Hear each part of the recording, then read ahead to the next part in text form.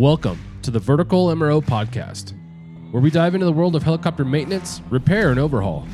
In each episode, we talk with the technicians, engineers, and experts who keep helicopters flying.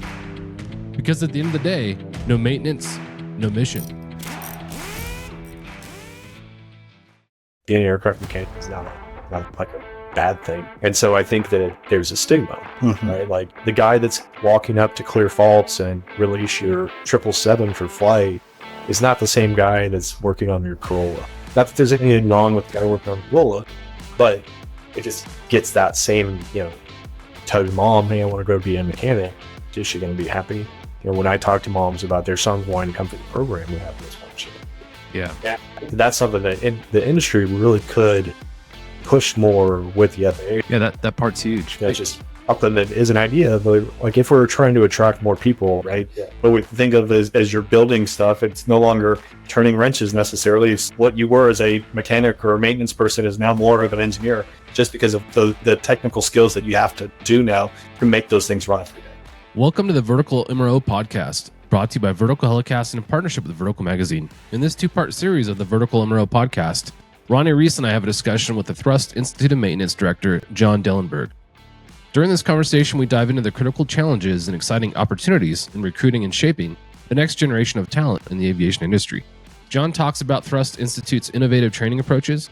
We discuss leveraging social media and partnerships with high school STEM programs like Rising Aviation High School to engage youth and promote aviation careers. We explore the evolving landscape of technical training, the importance of adaptability with new technologies like AI, and the need for smarter aircraft design focused on maintainability to ensure a sustainable future. Join us as we discuss the future of aircraft maintenance, how to attract new talent, and how industry-wide shifts can shape the next era of rotorcraft aviation. Thank you to this episode's sponsors, Essential Turbines, Robinson Helicopter Company, and Anodyne Electronics Manufacturing.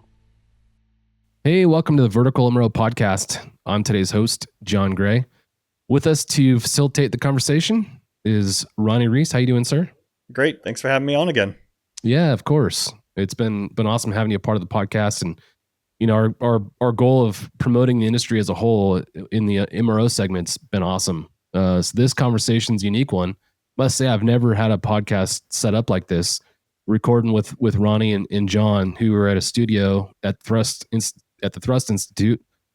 I just messed up. Thrust Institute of Maintenance. And you guys are recording in person there, and I'm remote. So it's a pretty cool little setup we've got going. But excited to talk to John and profile his career and look at the good stuff that Thrust is doing for the industry as a whole. So John, if you could you introduce yourself and let us know what your current role is?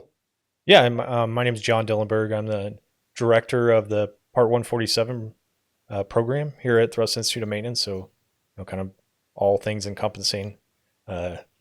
We currently have one location here in Addison. We're opening and starting our first class in June 16th down in Conroe, Texas. And very shortly we'll have a couple more locations that we'll be announcing, kind of throughout the country. It's awesome because, we talk about the recruitment issue that the industry is facing from both a pilot and maintainer perspective. It's a huge issue that we're dealing with. And you guys have come up with some pretty unique solutions to address that side of the equation. I'm excited to dig into that, as we go. Looking at your guys' social media, your YouTube page, your homepage online, you guys are doing some really cool stuff to try and head off that recruitment issue. Can you kind of talk about that a little bit? Yeah, absolutely. And I wish one of my social media guys were in here, but we were talking today, me and Ronnie, before this about, we were having lunch and we were talking about, the things that we do on social media, kind of how we're just getting the word out there that, hey, this is a career. It's something that you don't ever think of. And the best way to do that currently with, kind of the age demographic we're going at is social media, right? So Instagram, TikTok, Snapchat, a little bit on Facebook, I'm just kind of all over the place. And then obviously on YouTube, right? I have a ton of content on YouTube.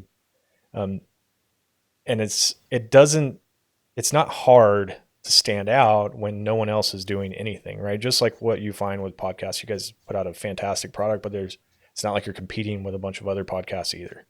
And I think that this is really how you get into the just even get thought of by young people. We do a lot of paid Google ads, and a lot of the stuff that we pay for, we're targeting like, hey, I want to be a diesel mechanic. Hey, I want to be an auto mechanic. Hey, I'm interested in dirt bikes.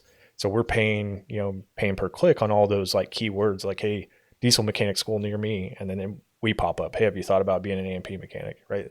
Those sort of things are really how we kind of get the word out there, right? Like we're yelling it from the rooftop, but nobody's listening. So like really these guys do a fantastic job with making goofy Instagram reels, and that gets someone into looking at, they had me dancing a couple weeks ago. It's like this is some of the most ridiculous stuff, right? But we're trying to just like, a lot of that fun stuff is to get people like to follow the page and to like learn about, because we have lots of other educational content too.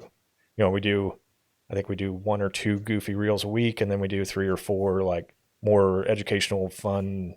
They're still fun, but like, hey, this is what I did today in school, or this, that, or the other. And then we'll have like a dance video or a, whatever. And we've had a few reels that were real successful, 500,000-600,000 views, gets out there and like people are really seeing it, and they're like, I wonder what they're doing, to become an aircraft mechanic. That's why I'm excited about this crossover episode, right? So they're reaching out to the youngest generation coming in for the workforce for the most time. And, Mr. Gray, I'm not sure if you're going to teach me how to Dougie and go out and do a dance video to get more people to listen to the Verticast podcast. I would say maybe the helicopter podcast demographic may be a little bit more older graybeards, right? More experienced people have been around for a long time. So with this, how do we introduce all the new folks coming to John Dillenberg's Flight Thrust Maintenance Institute to come over here and learn about helicopters, and how can we introduce them to ours? Because I think what we'll discuss today, a lot of the A&Ps coming in, they're not learning a lot about rotorcraft during their maintenance training, right? And how do we expose that to them through things like the Vertical MRO conferences coming up? That's exactly some of the things we were talking about, like kind of that barrier to entry to getting into, like, even for me to procure items where I could have, I could focus a lot more of the training on helicopter stuff where I have systems that are the same whether it's on an airplane or on a helicopter, right? Does it make sense for me to have several Cessna 150s that cost $20,000 or to have several helicopters that cost hundreds of thousands of dollars, right? Like, so from a business perspective, like the training outcome is exactly the same, right? If I'm able to have more equipment, then I have more students that are able to get their hands on and do things. And so outside of like huge, military contracts, like it is always about how much money is being spent on different things, right? Like I know you guys experience that. Helicopters are expensive to operate. So you have to cut cost everywhere else. Yeah. And that's the biggest thing. Like we have 20 something graduates, and only one of them is out working at a helicopter MRO, right? Everybody else, they had those opportunities. And because of my background being, 90% helicopters, like we talk about it a lot and they're all very interested, but when it really comes down to it, like the one guy did it because that's what he really wanted to do, but he took a job paying $6 an hour less than his other offers. Yeah. Right. So these new kids that are graduating, they are fielding multiple job offers. It's not hey, I got to find somewhere to work. It's, hey, when you have your oil and practical on Friday, can you start Monday? Here's a job offer. Here's a $5,000 signing bonus. There's all these things that places like Bombardier, Envoy, all the airlines and the big MROs are doing. And in the helicopter industry, that's just like the margins are small, right? So we have to figure out, how do we bridge that gap? Obviously the need is not quite as much, but it's still a need. You talk about like the Boeing report has 690,000 technicians short or needed by 2030. Yeah. In North America, it's 200 and something. The shortage is insane, on both the fixed wing and the rotorcraft side. Like you say, on the rotorcraft side, we may not be able to compensate in the ways that the airlines do. But I think for me, at least, I feel like the missions that we're a part of in the rotorcraft industry are hard to beat. I look at the MPs of getting to troubleshoot an entire aircraft and come up with solutions, right, versus a component on the airlines. And the airlines are great. It's really hard to compete with $150,000 signing bonus that some of these folks are offering. But what's your take on that from the helicopter side? How do we compete with that? I don't know. I think it has to be a passion thing that we got to start instilling in people when they're younger. One of the things me and Ronnie did today, and we did a whole bunch this morning in like an hour. So we went and toured all our facilities, and we also have a partnership with an aviation high school that's based here on the airport. They're a private school, and they focus on aviation. So all their everything outside of their core curriculum is all aviation based, whether it's, getting your drone license, learning how to operate drones. They have a flight training program. They also have an A&P school. They're over there building an RV-12. They have a couple operational RV-12s that we were able to see. Getting at the kids when they're 14, like, hey, this is really cool, and getting really, really involved into something. And I think that people are going to have a passion for working on helicopters and doing those sort of things. And there's going to be, as long as we can produce enough A&Ps out into into the space, like there will be that 20% that want to go work on helicopters, right? Yeah. And that's probably, I don't know exactly what the breakdown is, but I would guess that, probably less than 20% of A&Ps are working on helicopters just because of the sheer numbers, right? I think you take a look at high schools and career days even younger than there, right? Everybody wants to be a firefighter or police officer or, a soldier or airman or Navy or a sailor or a pilot, right? But imagine that helicopter lands in the parking lot, right? And the people talking about, this is what I get to do, helping to maintain this aircraft every day, brings a different experience when hey, I've saved somebody's life, or I was able to take this person and make sure during a tornado that people's lives were saved and so forth. You can be a big part of that. Is that intrinsic value of somebody wants to know, I'm doing something that's worth more than just what the extra dollar in my paycheck means. All those career fields you brought up, Ronnie, it's interesting because those are all things that are in the forefront of most people's lives. They see those things on a daily basis, whereas the helicopter industry as a whole is out of sight, out of mind in a lot of ways. Even within the police department that I worked in, our hangar was remote from the main station. So we lost track of a lot of the folks that were working at the police department because we were out of sight, out of mind. I think the same thing applies in general life. That's what I love about the high school program you brought up.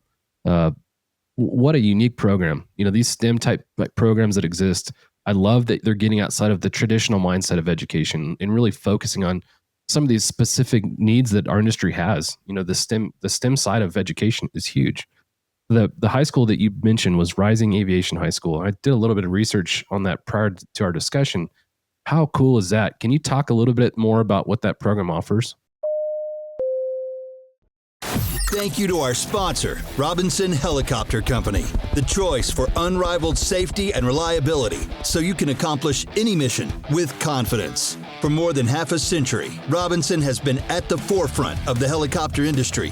From the R-22 to the R-66 turbine, Robinson makes helicopters accessible so more people can accomplish more missions. Climb higher. For additional information, visit www.robinsonheli.com.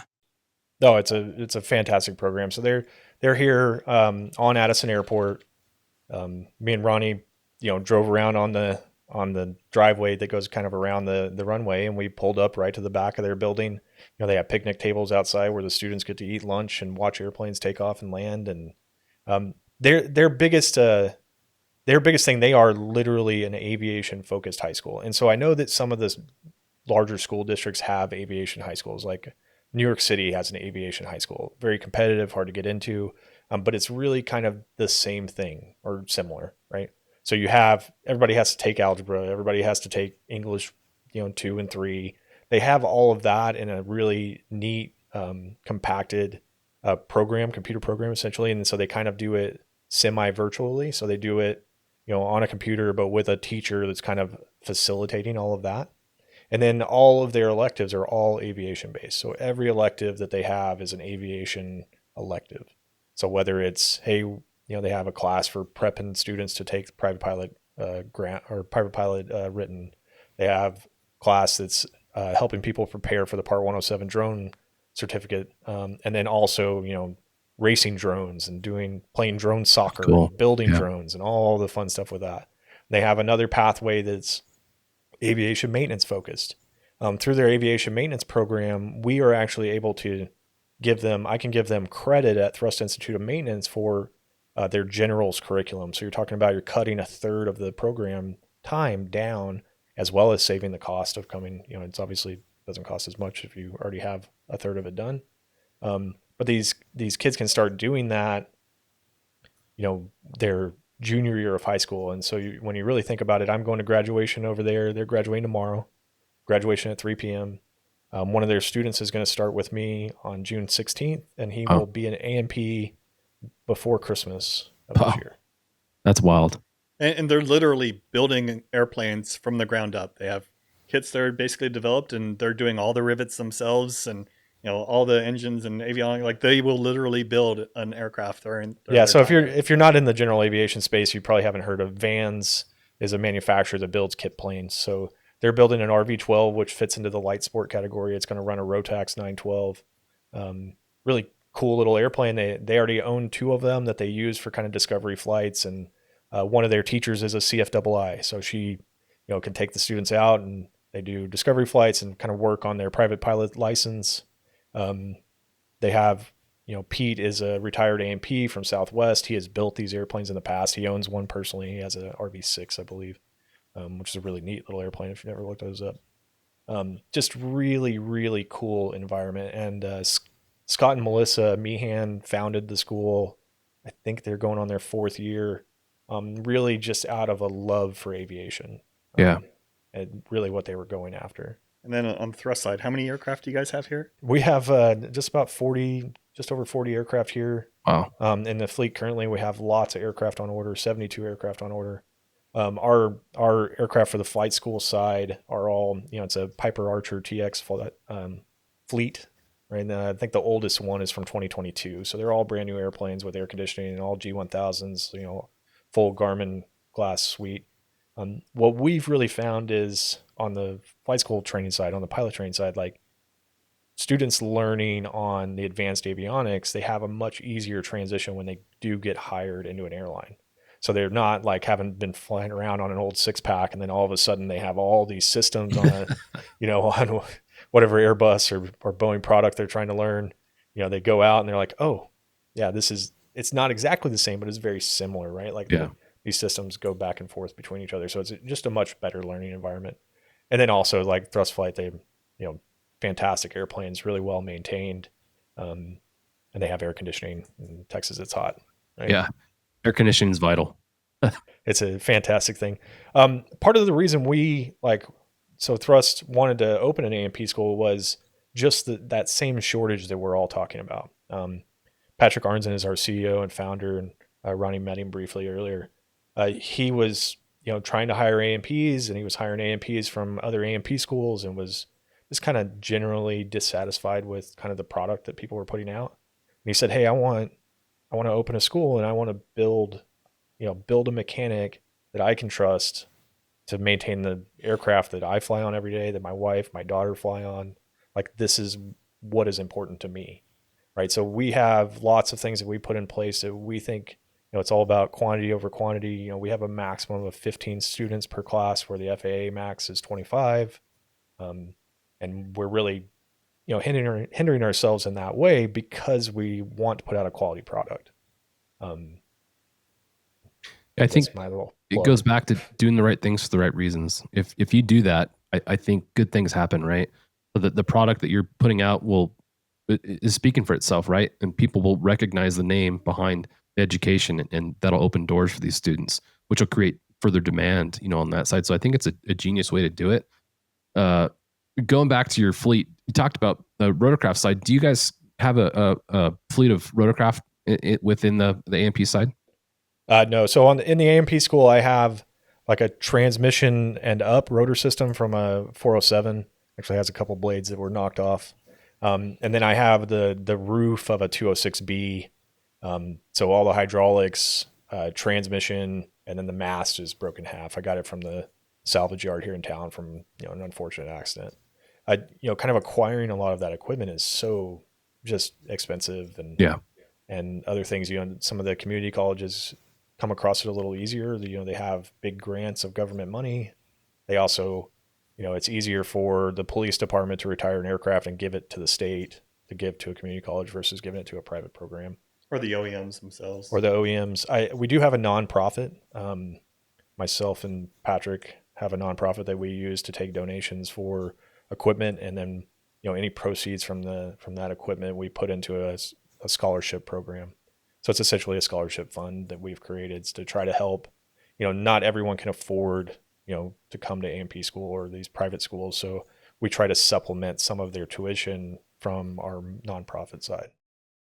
Yeah, the affordability side of it's really difficult. But I love what you guys have done. A lot of folks, they may be able to afford to pay for tuition for a year, taking a loan, or a couple of years. Most programs are multi-year programs, but you guys have turned this into a 1-year program. So I guess what I was getting at before is some people can maybe afford to take the loans out, but they can't afford to quit working for a couple of years. Whereas you guys have come up with a solution. It's a I'll call it a fast track program, but it's a condensed program. Can you talk about how long it takes for most students to get through? Yeah, and you're also talking about the financing options available too. Yeah, so we have multiple kind of routes for financing. One of the things that kind of have a big announcement coming next week. I don't know when you're going to air this, but we're reducing. We've been running the 12-month program for 2 years now, and we've found some efficiencies that we're putting in place, and we're going to be reducing that down to 10 months. A big part about that is it costs $39,000 to come to school, and when we compare to other programs, they're like, well, the other program is $20,000. Well, it's 2 years, right? Your first year out of A&P school, you're going to make at least $70,000. So you're by going to a longer program, you're kind of leaving money on the table. Now, for some people, the longer programs fit kind of their learning style. Our fast-paced environment is not for every single student. And we do a pretty good job of going through and making sure and having conversations with people about that. Like, hey, this is a full-time job. You're coming into school. School starts at 8 o'clock. I expect you walking in the door at 7:45, not 8:05, right? You're going to get, 45-minute lunch. You're going to be here until 4 o'clock. You're going to get all your work done. You're going to have all your homework done. You're going to dress a certain way. You're going to have your uniform on. Your hair's going to be, combed. All these other things. Like, we focus real heavily on not just obviously we focus on making sure people learn and understand the curriculum and get the time, learning how to use tools and all of those things. But we're also really focused on growing these young people into what you want to hire, right? When I have employees out there, I want the employers to go, man, somebody graduated from Thrust. That's exactly the person that I want to hire. When I was walking through the building, I couldn't tell the difference between who's an instructor and who is a student just based off everybody looks the same. Everybody was very professionally dressed, and that's the kind of people that you want to hire, right? The same people you want to work for, the people you want to hire. Yeah. And so we talked a little bit, you can tell the difference because we have different colors, but everybody's, dressed nicely, shirts tucked in, belts on, it is Texas, it's hot. We wear shorts, but you want to, you can still look professional in a pair of shorts. I don't want long, no jorts in the room, so to speak. I'm the only one that gets to wear the jorts. And you do have some financing programs? Yeah. So for financing side, we, probably 60% of my students are using Sallie Mae. So Sallie Mae is kind of the sister company of Fannie Mae. It's not government backed. It is a private entity, but they do, most private school funding comes from Sallie Mae. They do, lots of great stuff kind of in the private sector for school funding. So about 60% of my students pay that way. And then the other 40% are using like cash paying. So we have like an installment plan, pay 15% down and then you make monthly payments. We have some other really interesting financing opportunities coming in the future for those students that don't quite have the credit worthiness of a Sallie Mae and that don't have the cash to pay for it. But I can't really talk about those out loud, but by the end of the summer, there's a lot of kind of legal stuff that goes into getting those types of secondary programs approved through the state. Yeah. I want to go back to what we were talking about a minute ago. You talk about developing a solid employee. You're talking about essentially the soft skills that are required to be a good employee. And I think that's the challenge we have a lot of times. You may have people that have these traditional skills, these technical skills that come in, but it's not somebody you want to work shoulder to shoulder with, for whatever the reason is. I think a lot of times when you're interviewing somebody, you're wanting to interview and you're wanting to hire somebody, you want to essentially have a beer with, right? Like somebody you can spend a prolonged amount of time with. And I think a lot of people overlook what you're describing. So I think it's really cool that you're doing that. In some ways, it reminds me of a police academy. You're kind of assimilating people into the culture of which they're gonna work in, and it's not not the hard nosed sense, but like the shop that you're operating in now, the culture that exists here is what you're going to experience when you move on to the next place. And I think it's cool because a lot of times people, again, they're stuck in this kind of academic classroom, and they get to the workforce and they're like, well, this is way different than what I thought it was going to be, and don't like it for whatever the reason is. So I think that's really cool that you guys are focusing on that. This episode is brought to you by Essential Turbines, powering missions, not just engines. As a Rolls-Royce authorized AMROC, we've supported M250 and Rolls-Royce 300 engines for over 30 years, delivering world-class overhauls, increased power, and rapid turnarounds for operators around the world. From single aircraft to national fleets, customers choose Essential because we know your name. We answer your call, and we solve the issue. We're big enough to deliver, small enough to care. Because your next mission can't wait. Learn more at essentialturbines.com. Yeah, absolutely. It's, it is really up there in our list of priorities is making sure we graduate quality, and quality means so many different things, right? And it's exactly that. It's it's an employee that you can, count on. And part of kind of the beauty of our program is, our students are graduating, and if they want, they have an opportunity, to come work for us directly on our flight school site. We're always hiring mechanics. And I tell all of them that on day one, like, hey, the thrust flight pays really well. It's a great job. Today is the first day of your 12-month job interview, right? Like, I'm not, a kid asked me the other day, what grades do I need to get on my writtens in order to be eligible for a job at Thrust? I was like a 70, right? Like the kids that score hundreds are not always the person that you want working for you, right? Like, yeah. I want you to be licensed, and I want you to have a good attitude, and I want you ready to work and be moldable and ready to learn and all those things. And we have those conversations all the time. So some students get it more than others, but bringing it back to the selfishly on the vertical side, do you guys do like guest speakers or going back to like grade school field trips out to any of the rotorcraft operators or any of those opportunities? We absolutely try to do lots of field trips. Kind of each class does field trips on their own. We have a big 15-passenger van. The instructor loads up all the students, and they go out to all over. So basically anywhere within an hour of here, they'll have a day. They have a day every month that they can go out and explore things. I think last week one of the classes went to the Frontiers of Flight, museum. We've had guys go to Dallas Aeromotive. We went to Bell Helicopter once late last year. So we do those things, and what I think we really need more of is like operators opening themselves up to those things. Also, the other side of it, and from you guys in the industry, what you guys need to be doing is you need to be going to all the A&P schools, right? Like your director of maintenance needs to have a relationship with the director of the Part 147 that's close to them. If you ever want to think that you're going to hire, new A&Ps, right? When I first was, in the industry, it was kind of hard to get a job. You could get a job, but it wasn't everywhere and didn't pay very well. I always tell this story, like when I first got licensed, I interviewed at American Airlines. I got a job offer. It was for $12.57 an hour. And this was not that long ago, right? This was 2008. I had just gotten out of the Army, just gotten my ticket. And I was like, making less than you were in the Army, basically. Yeah, I was like, man, I should have stayed in the Army. Like this sucks. And then Bell, luckily, later that week, Bell called and made me an offer, and that's where I ended up going. For more than double, but like, it was hard to compare, but the airlines were in a much different state then. People didn't want to work there. And then, it kind of goes through all these retirements and people not really joining the industry. There was probably a 20-year gap of people going to A&P schools. There was a lull in enrollments. Lots of A&P schools throughout the country closed in the 90s. Like lots of them went defunct, went out of business.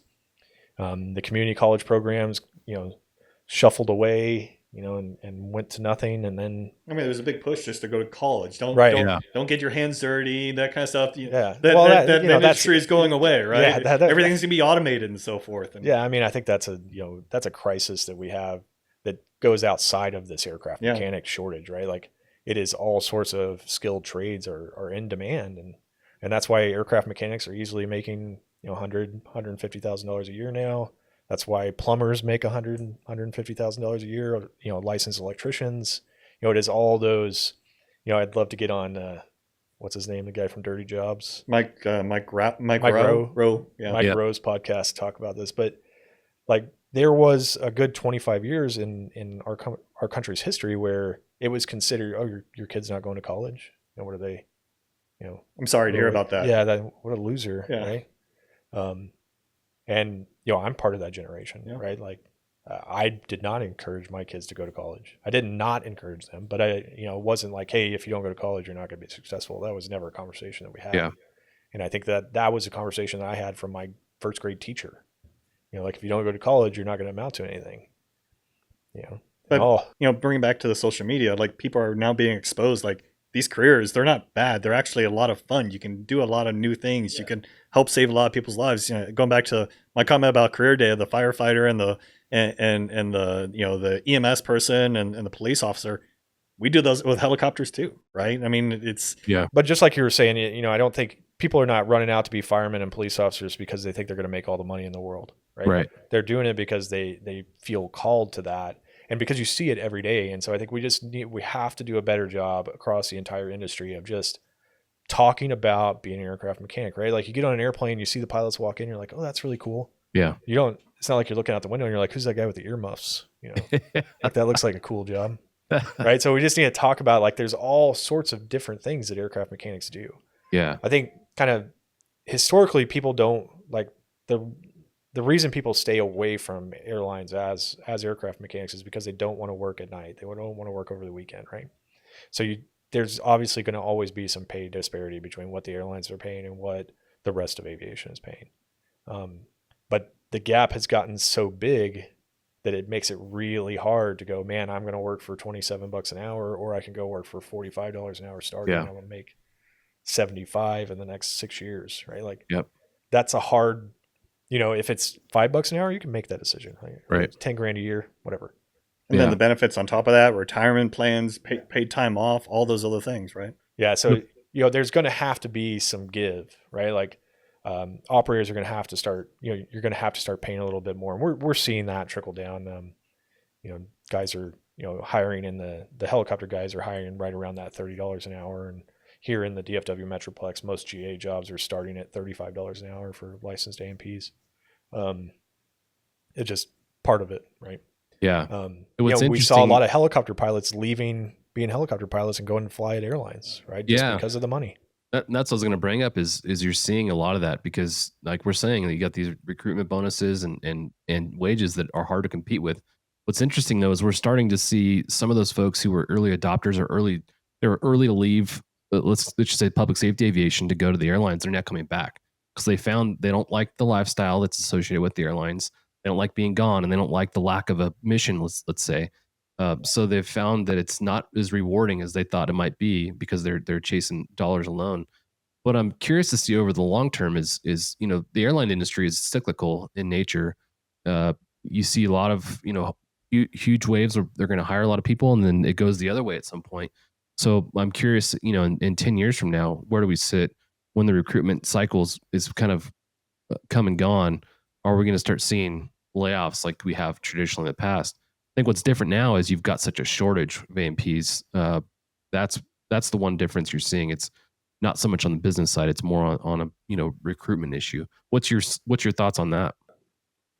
On the recruitment issue or on the shortage? Well, no, just the cyclical nature of the airlines. Yeah, and so on the AMP side, I can only think of a couple AMPs that I know that are now retired that they got laid off for 4 months or furloughed like in the middle of the 90s, but for the most part, there's always such a shortage that it doesn't really happen that much.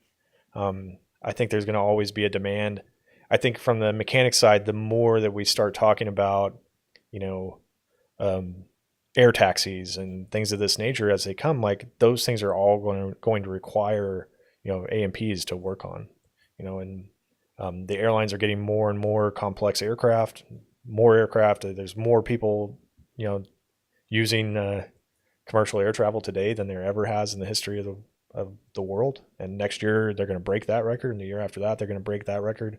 I don't see any of that slowing down. The world is getting smaller and smaller every day as planes get faster and can carry more people. And, we already you talk about, you see the Southwest flights, $39 round trip, or, you can fly on Spirit every day of the week for $100, go somewhere and back. I always give this factoid about Spirit. I know a bunch of people that work there or that have worked there in the past. Spirit has the newest aircraft overall of any U.S. major operator. All their employees are happy. The mechanics love it, pilots love it, staff there loves it. So it's much different than what you see at like what we would think of as on the inside of the aircraft. Yeah, well, yeah, but it's different than they're a low cost carrier, right? Yeah. But it's different when you talk to a gate agent at like one of the flagship carriers, right? Like they're not happy. Yeah. And then everybody that hates this other airline, all the people that work there are happy. So who's doing what right? Yeah. Right.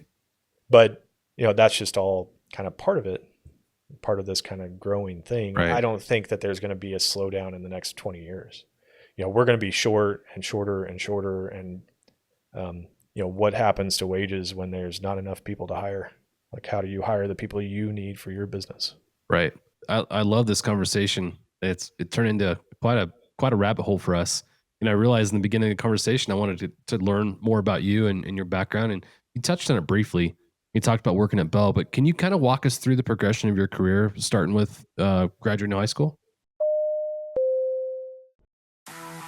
Thanks to our sponsor, AEM, a leading manufacturer of trusted special mission avionics for law enforcement, aerial firefighting, and utility operators. Visit aem-corp.com and learn how AEM's digital communication and loudspeaker systems, avionics consoles, radios, and specialty audio products can support your most demanding missions.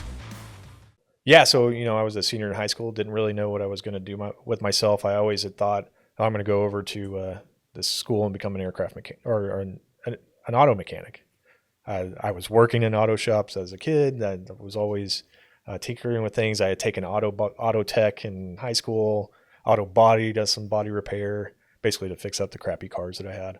And then one day this Army recruiter called me. He's like, "Hey, have you ever thought about?" And like I just answered the phone at home. There's a phone on the wall, right?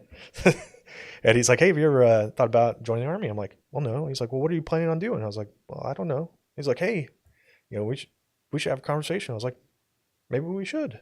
And I like drove down there and we talked, and I was like, he's like, "Well, what do you want to do?" I was like, "Well, I want to be an auto mechanic." He's like, "Well, here, take this test." Or I'd already taken the ASVAB. So he's like pulled my ASVAB scores, because we used to take those in high school. That Standard was like almost, yeah. So he pulled my scores. He's like, "Hey, you qualify for all sorts of stuff. Like, you ever thought about being an aircraft mechanic?" I was like, "Oh, that sounds pretty cool."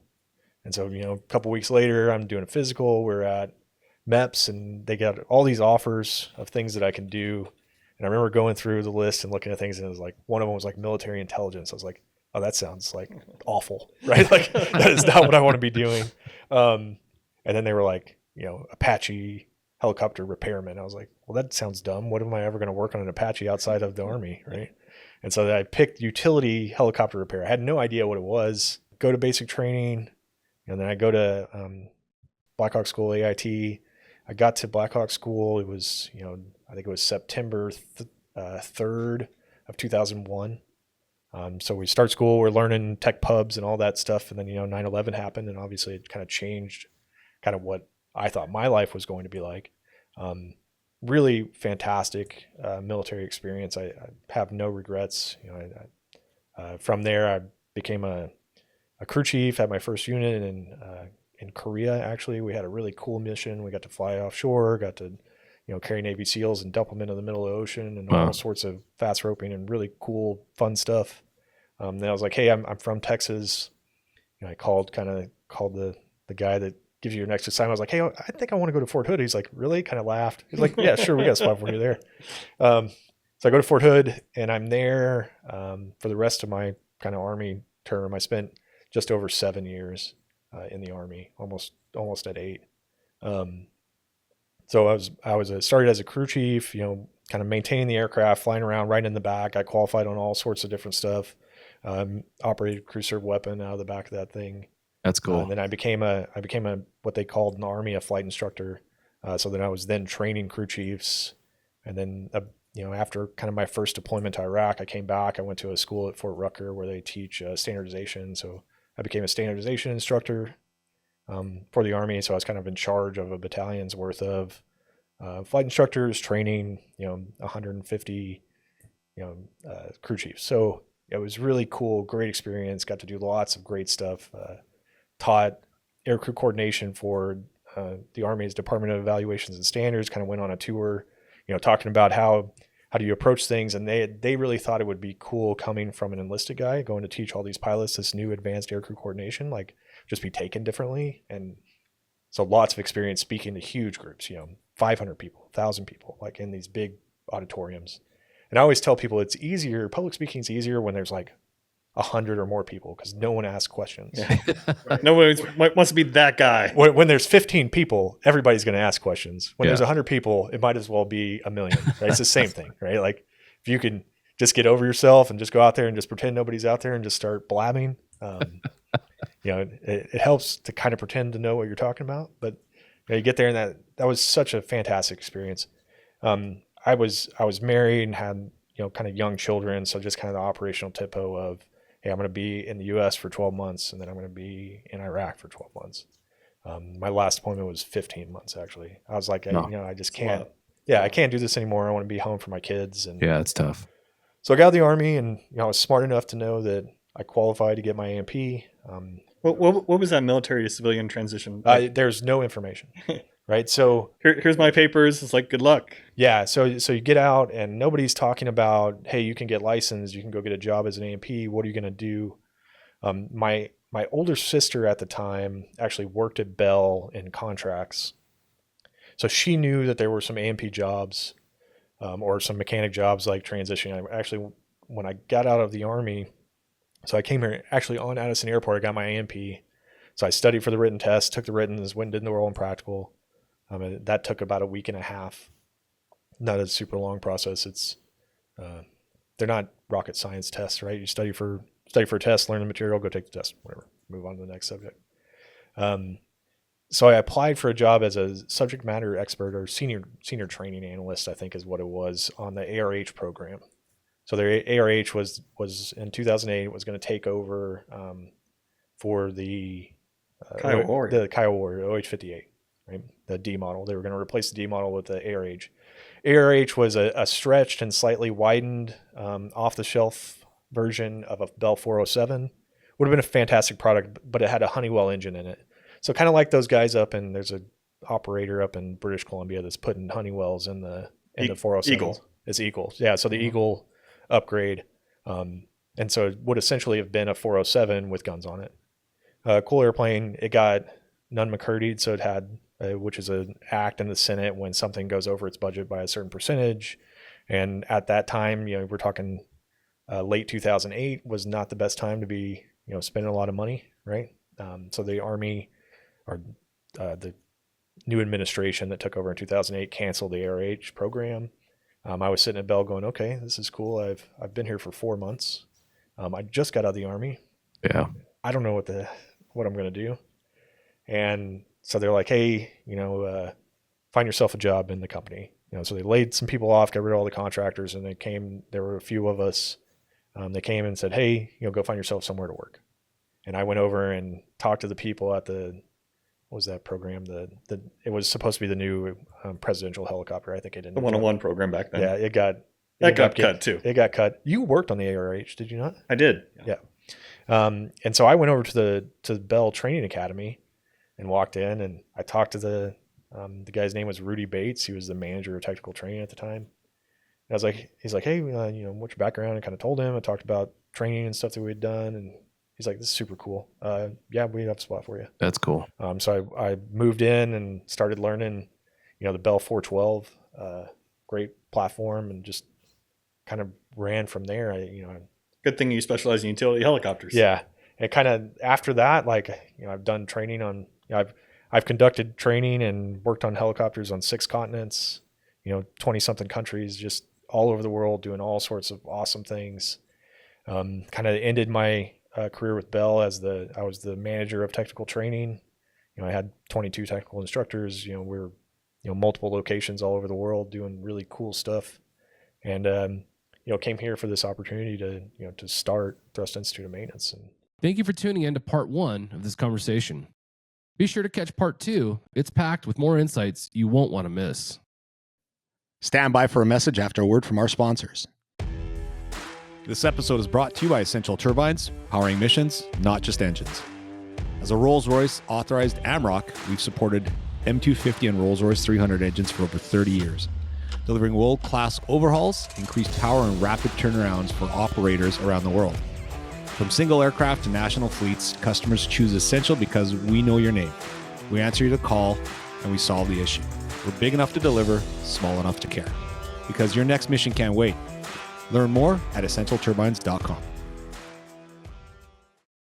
Thank you to our sponsor, Robinson Helicopter Company, the choice for unrivaled safety and reliability, so you can accomplish any mission with confidence. For more than half a century, Robinson has been at the forefront of the helicopter industry. From the R-22 to the R-66 turbine, Robinson makes helicopters accessible so more people can accomplish more missions. Climb higher. For additional information, visit www.robinsonheli.com. Thanks to our sponsor, AEM, a leading manufacturer of trusted special mission avionics for law enforcement, aerial firefighting, and utility operators. Visit aem-corp.com and learn how AEM's digital communication and loudspeaker systems, avionics consoles, radios, and specialty audio products can support your most demanding missions. Thank you for tuning into this insightful two-part series of the Vertical MRO Podcast. We hope you enjoyed our conversation with John Dillenberg from the Thrust Institute of Maintenance, as we explored the critical challenges and exciting opportunities in attracting the next generation of talent to the rotorcraft aviation industry. Stay engaged and keep pushing the industry forward.